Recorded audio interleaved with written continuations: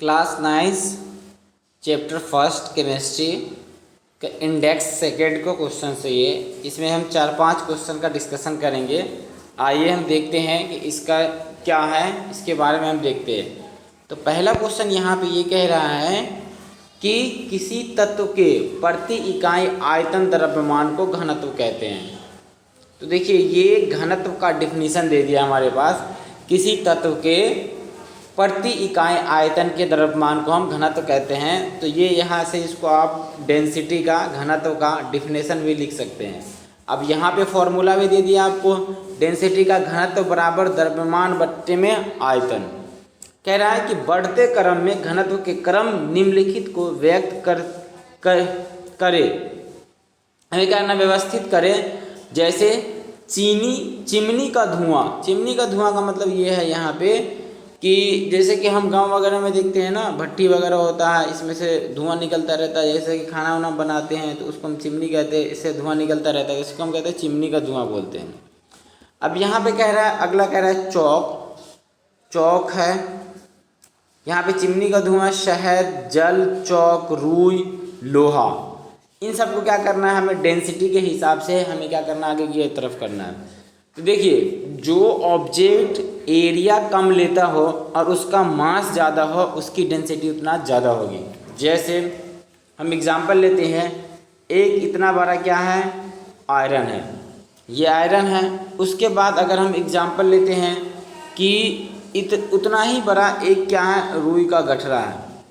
अब देखिए दोनों, देखो एरिया तो ये ज़्यादा ले रहा है, कम ले रहा है। इस वाले पार्ट में ये पार्ट जो है एरिया कम ले रहा है, ये एरिया ज़्यादा ले रहा है। लेकिन रुई का मास क्या है, कम है, और इसका मास क्या है, ज़्यादा है। क्योंकि इसके पार्टिकल्स जो है ना, जो सॉलिड है, इसके पार्टिकल्स क्या है, ये भी तो सॉलिड है लेकिन ये भी सॉलिड है। लेकिन यहाँ पे क्या है कि इन सॉलिड के बीच में थोड़ा ना थोड़ा गैप है। तो ये एरिया ज़्यादा ले रहा है, इसका मास ज़्यादा है, एरिया कम ले रहा है, इसका मास ज़्यादा है, इसीलिए इसकी डेंसिटी सबसे ज़्यादा होगी। और ये इसका एरिया ज़्यादा है लेकिन इसका मास क्या है, कम है, इसीलिए इसकी डेंसिटी क्या होगी, सबसे कम होगी। और आयरन की क्या होगी, डेंसिटी सबसे ज़्यादा होगी। तब हम देखते हैं इसका आंसर। तो देखिए बढ़ते हुए क्रम का मतलब क्या होता है, पहले छोटा फिर बड़ा। तो बढ़ते हुए क्रम में अगर यहाँ पे 2 है, 4 है, 1 है, 3 है, तो हम कैसे लिखते हैं, तो सबसे पहले हम लिखते हैं पहले सबसे छोटा, 1 2 3 4, इसे कहते हैं बढ़ते हुए क्रम। तो अब हम निकालेंगे बढ़ते हुए क्रम में, लिखेंगे इसको। तो बढ़ते हुए क्रम में देखिए सबसे पहले क्या आया, वायु। तो वायु का क्या है, ये एरिया ज़्यादा ले रहा है लेकिन इसका मास कम है। उसके बाद आएगा चिमनी का धुआं, उसके बाद आ जाएगा रुई, उसके बाद आ जाएगा जल, उसके बाद शहद, उसके बाद चौक, उसके बाद लोहा। ये चीज़ क्या है, बढ़ते हुए क्रम में है। मतलब कि यहाँ पे सबसे कम किसका डेंसिटी है, तो सबसे कम है हमारा वायु का। उसके बाद आ जाएगा चिमनी का धुआं, उसके बाद रुई, उसके बाद जल, उसके बाद शहद, उसके बाद चौक, उसके बाद लोहा। ये हमारा क्या है, बढ़ते हुए क्रम में है। आई होप आपको समझ में आया होगा। अब सेकेंड नंबर क्वेश्चन कहता है कि पदार्थ की विभिन्न अवस्थाओं के गुणों में होने वाले अंतर को स्पष्ट कीजिए। तो मतलब कि पदार्थ के विभिन्न अवस्थाओं में होने वाले अंतर को सारणीबद्ध कीजिए। मतलब कि यहाँ पे निम्नलिखित पर टिप्पणी लिखना है, दृढ़ता, संपीड़न, तरलता, बर्तन में गैस का भरना, आकार, गतिज ऊर्जा और घनत्व। तो ये क्वेश्चन नंबर 2 में यहाँ पे समझो कि 2 पार्ट दिया हुआ, पार्ट फर्स्ट है। तो पार्ट फर्स्ट में ये हमें कह रहा है कि पदार्थ की जो गुण है ना, उसके बारे में बताना है। तो पदार्थ हमने पढ़ा था, 3 पदार्थ के बारे में पढ़ा था। वैसे तो 5 के बारे में बताते तुम लोगों को, लेकिन यहाँ पे 3 में पढ़ना है। एक पढ़ना है सॉलिड, एक पढ़ना है लिक्विड, एक पढ़ना है गैस। तो अब सॉलिड किसे कहते हैं, लिक्विड किसे कहते हैं, गैस किसे कहते हैं, और इसकी क्या क्या प्रॉपर्टीज है, इसकी क्या कैरेक्टर है, इसमें हमें देखना है। और इसकी भिन्नता देखना है, एक दूसरे से हमें कंपेयर करना है। तो आइए हम आगे देखते हैं। अब यहाँ पे हम देख रहे हैं कि ये क्या है, कैरेक्टर का मतलब क्या हुआ, गुण। इसके गुण क्या है ये देखना है। उसके बाद पहला है सॉलिड है, उसके बाद लिक्विड है, उसके बाद क्या है, गैस है। तो ये सॉलिड हो गया, ये लिक्विड हो गया और ये गैस हो गया। तो फर्स्ट चीज इसमें ये कह रहा है कि यहाँ पे कह रहा है आयतन। तो ठोस का आयतन क्या रहता है? तो आयतन का मतलब बच्चे ये समझना कि कोई भी ऑब्जेक्ट का आकार है ना, अगर कहीं पे भी इसको रख दो उठा करके तो वो वैसा ही रहेगा, तो उसको हम क्या बोलेंगे? उसकी आयतन बोलेंगे। तो मतलब जितना स्पेस लेती हो, तो इसका मतलब ये हुआ कि अगर सॉलिड का जो आयतन रहता है ना वो क्या रहता है? एकदम फिक्स रहता है, स्पॉट मतलब कि स्पष्ट रहता है, क्योंकि कहीं पे भी डाल दो सॉलिड को वो वैसा ही रहेगा, वो शेप चेंज नहीं करेगा। लेकिन लिक्विड क्या होता है? अपना शेप चेंज कर लेता है।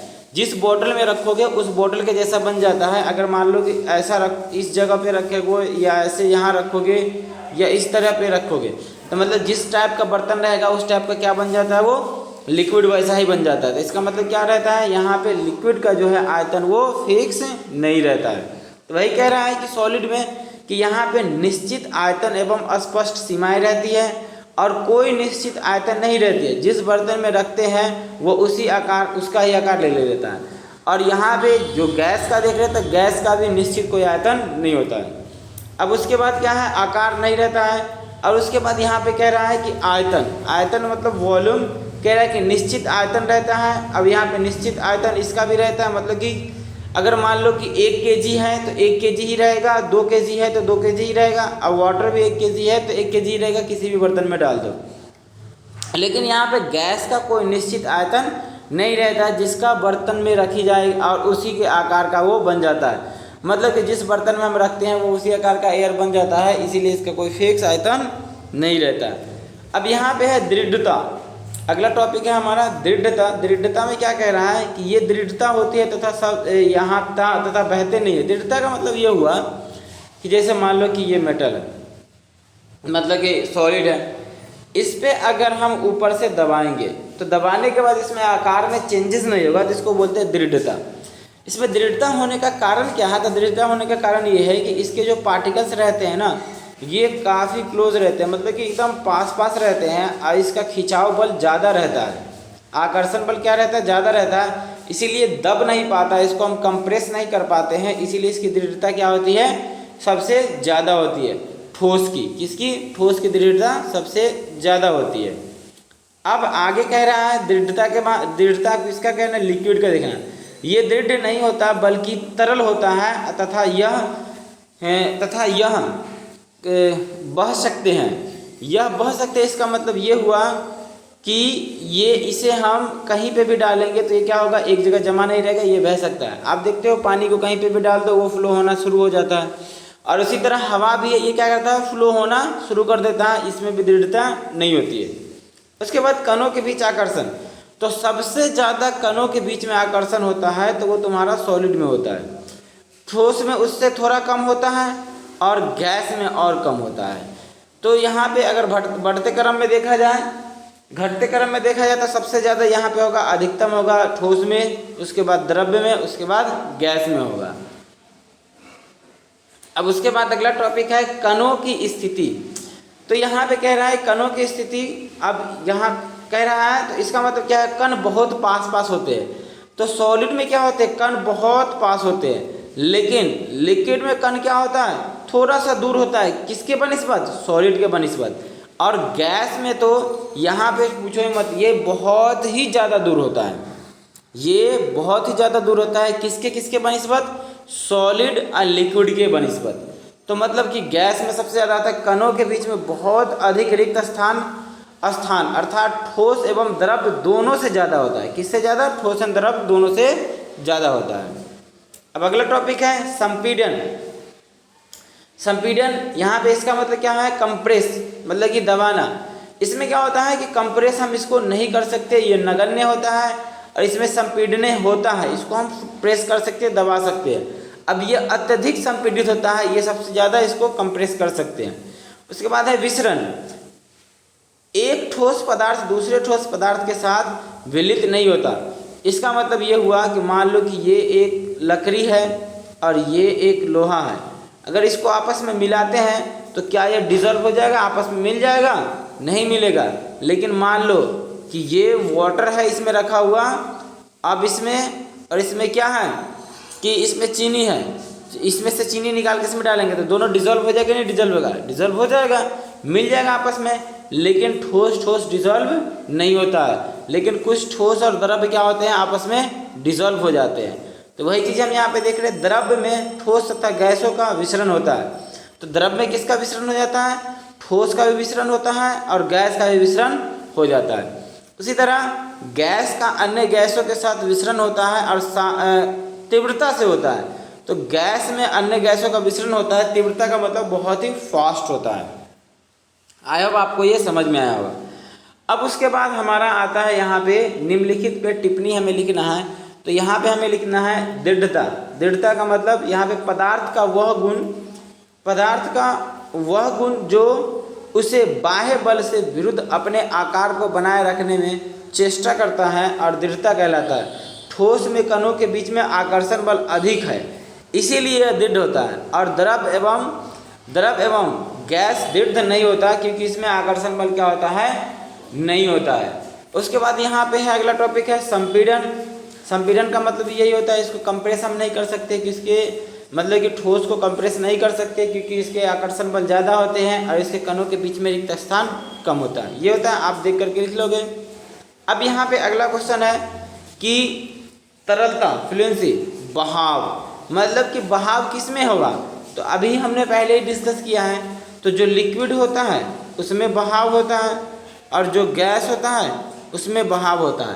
तो इसका कारण क्या है बहाव होने का, तो इसके कण क्या होते हैं कि थोड़ा थोड़ा दूर होते हैं और इसके कण काफ़ी दूर होते हैं।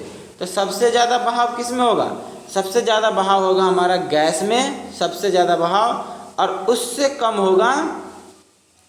कम हमारा बहाव होगा द्रव्य में।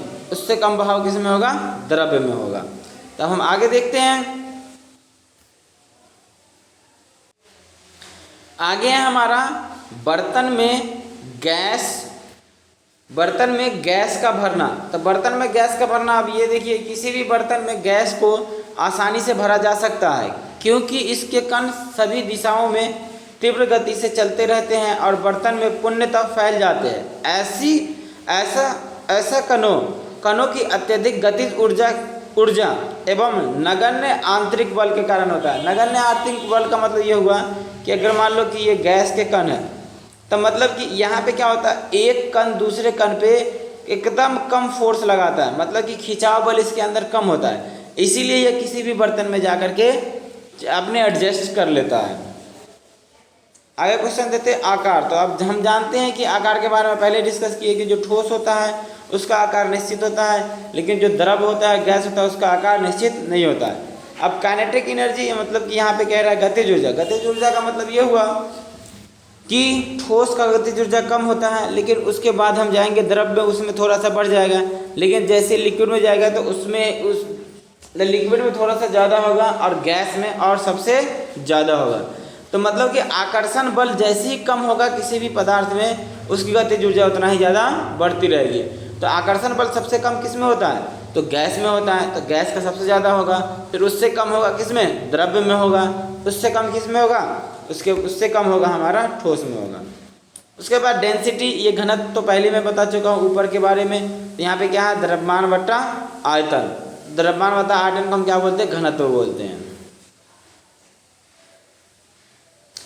अब यहाँ पे हमें क्या बताना है, इसके कारण बताना है। गैस पूरी तरह उस बर्तन को भर देता है जिसमें उसे रखते हैं। तो सबसे बड़ा रीज़न ये हुआ कि क्योंकि इसके कण क्या होते हैं, काफ़ी दूर दूर होते हैं, इसके बीच में आकर्षण बल कम होता है, इसीलिए क्या करता है, ये किसी भी बर्तन को भर देता है। गैस बर्तन की दीवार पर दबाव डालती है। हाँ, गैस जो है बर्तन के दीवार पर दबाव डालेगी, क्योंकि जो गैस के जो, अगर मान लीजिए कि ये बर्तन है और गैस के ये कण है, तो ये एक्चुअली क्या है, इसमें ज़्यादा काइनेटिक एनर्जी होता है, गतिज ऊर्जा होता है, इसीलिए क्या करता है, ये मूव करता रहता है हमेशा, इसीलिए बर्तन पे क्या करता है, दबाव डालता है। आप इसका आंसर यहाँ पे देख सकते हो, पढ़ सकते हो, मैं इसको समझा दे रहा हूँ, आप इस यहाँ पे लिख लेना। तो पहला का आंसर ये है, सेकेंड का आंसर ये है। उसी तरह थर्ड नंबर कहते हैं लकड़ी की मेज ठोस कहलाती है। इसीलिए ठोस कहलाती है कि एक्चुअली में इसका आकर्षण बल क्या होता है, एकदम ज़्यादा होता है, इसीलिए ये इसको हम क्या बोलते हैं, ठोस बोलते हैं। तो ये यहाँ पे इसका आंसर हम दे सकते हैं। ये संपीड़ित भी नहीं होता है, ये भी बोल सकते हैं। अब उसके बाद कह रहा है कि यहाँ पे हवा में हम आसानी से अपना हाथ चला सकते हैं, लकड़ी में नहीं। तो मान लीजिए कि ये लकड़ी है और मान लीजिए कि ये एयर है। तो एयर में हम क्या करते हैं, अपना हाथ आसानी से डाल सकते हैं, लेकिन हम लकड़ी में नहीं डाल सकते आसानी से हाथ। इसका रीज़न ये है कि लकड़ी के जो कण होते हैं ना वो काफ़ी पास पास होते हैं। पास पास होने के कारण हम इसमें अपना हाथ नहीं डाल सकते। लेकिन जो यहाँ पे कह रहे हैं कि जो हमारा एयर होता है इसके कण क्या होते हैं, काफ़ी दूर रहता है, तो इसीलिए कण के बीच में क्या रहता है, स्पेस रहता है। इसके कारण हम क्या करते हैं, इसमें हाथ डाल सकते हैं। तो ये इसका आंसर यहाँ पे दिया हुआ है, आप इससे देख करके भी लिख सकते हो डी में। अगर कोई दिक्कत होता तो हमसे पूछ सकते बाद में। अब यहाँ पे कह रहा है सामान्य ठोस पदार्थों की अपेक्षा द्रव का घनत्व कम होता है, लेकिन आपने बर्फ के टुकड़े को जल में तैरते हुए देखा होगा। पता लगाइए ऐसा क्यों होता है। ये बहुत ही इंपॉर्टेंट क्वेश्चन है, ये क्वेश्चन अक्सर एग्जाम में पूछे जाते हैं। तो हम देखते हैं इसका कारण क्या है। बर्फ पानी में जमने से बनता है। तो बर्फ किससे बनता है, पानी के जमने से। मतलब कि जैसे 0 डिग्री सेल्सियस से टेम्परेचर नीचे गया, पानी किस चीज़ में बन जाता है, वो बर्फ में जमना शुरू करता है, जिसकी संरचना अत्यधिक रिक्त स्थान रह जाता है। मतलब कि जो बर्फ़ का टुकड़ा है इसके अंदर क्या रहता है, कुछ बहुत सारा रिक्त स्थान रह जाता है, और जो पानी में नहीं होता है। तो पानी में ऐसा रिक्त स्थान नहीं रहता है, वो भरा हुआ रहता है। यह पिंजरे की तरह जैसे केस लाइक संरचना हो जाती है, जिससे इसका आयतन उतना ही मात्रा में जल के अधिक हो जाता है, और तथा आयतन के बढ़ने से घनत्व जल में भी कम हो जाता है, और बर्फ़ के टुकड़े क्या होते हैं, उस पर तैरने लगते हैं। तो ये क्वेश्चन आपको समझ में आया होगा, और ये क्वेश्चन जो है एग्ज़ाम में हर बार पूछता है। ये क्वेश्चन आप याद कर लेना, समझ लेना। अगर कोई दिक्कत हो तो फिर से आप हमसे पूछ सकते हैं।